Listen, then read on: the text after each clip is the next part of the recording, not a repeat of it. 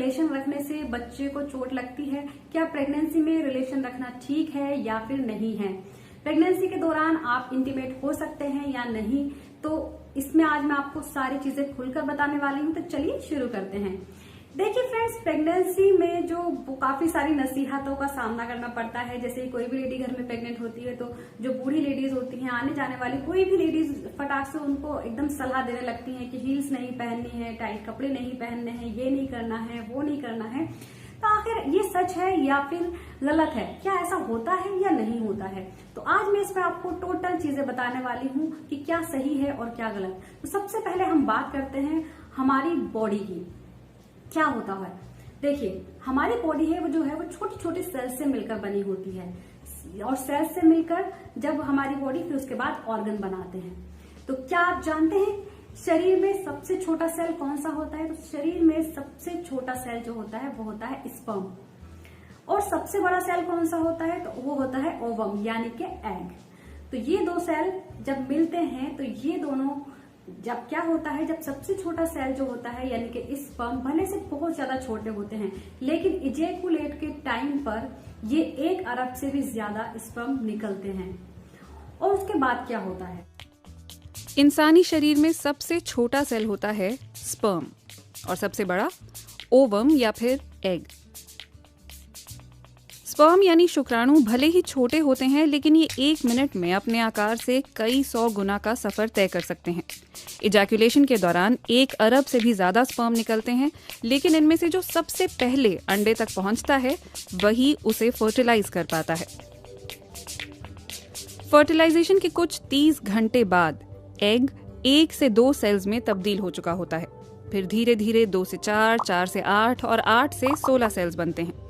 इसमें 3 दिन लगते हैं और ये सिलसिला तब तक चलता रहता है जब तक ये फर्टिलाइज्ड एग यूटेरस की लाइनिंग पर जाकर नहीं लग जाता।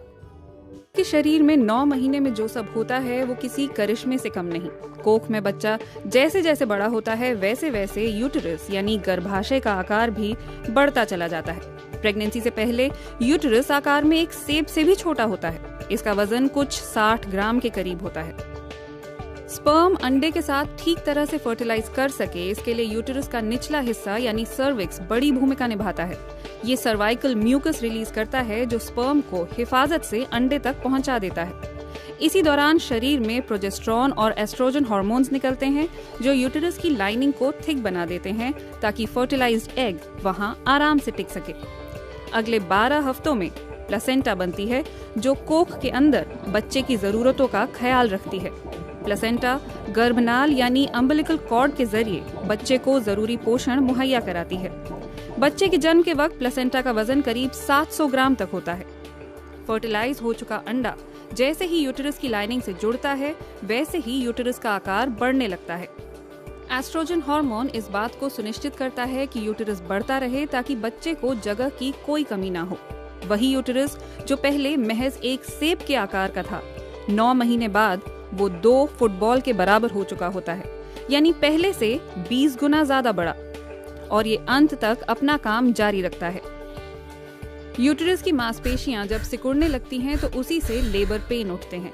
इसे कॉन्ट्रैक्शन कहा जाता है और इस कॉन्ट्रैक्शन के कारण ही बच्चा आराम से बाहर आ पाता है।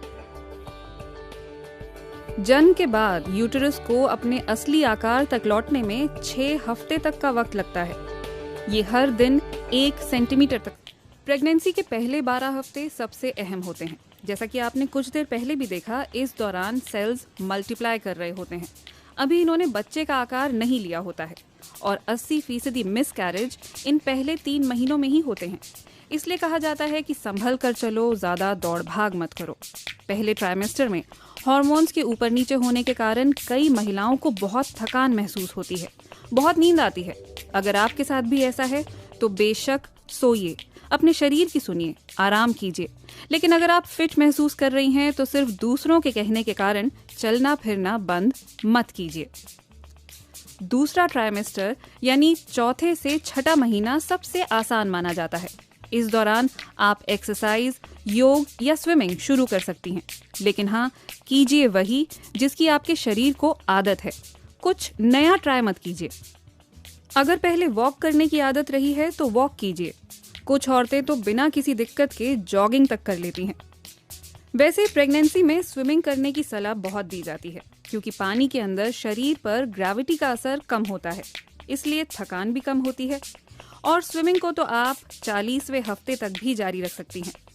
आप फिट रहेंगी तो बच्चा भी फिट रहेगा। तो फ्रेंड्स, अब बात आ जाती है, क्या प्रेगनेंसी के दौरान रिलेशन रखने से बच्चे को कोई नुकसान होता है या बच्चों को चोट लगती है? तो जी नहीं, ऐसा बिल्कुल भी नहीं है, क्योंकि पेनिट्रेट जो होता है वो वेजाइना में होता है और बच्चा जो होता है वो यूट्रस के अंदर होता है और इन दोनों के बीच भी एक लेयर होती है, तो इसीलिए बच्चे को कोई नुकसान नहीं होता है। तो प्रेगनेंसी के दौरान आप आसानी से रिलेशन रख सकते हैं, बट आपको एक चीज ध्यान रखनी है, अगर आपकी मेडिकल हिस्ट्री जो आपसे लेते हैं डॉक्टर, अगर उसमें कोई प्रॉब्लम है, जैसे आपको पहले मिसकैरेज हुआ है या फिर आपने अबॉर्शन कराया है, कुछ भी चीज अगर आपकी पहली जो हिस्ट्री है उसमें अगर ये सब चीजें हैं, तो डॉक्टर आपको मना करते हैं।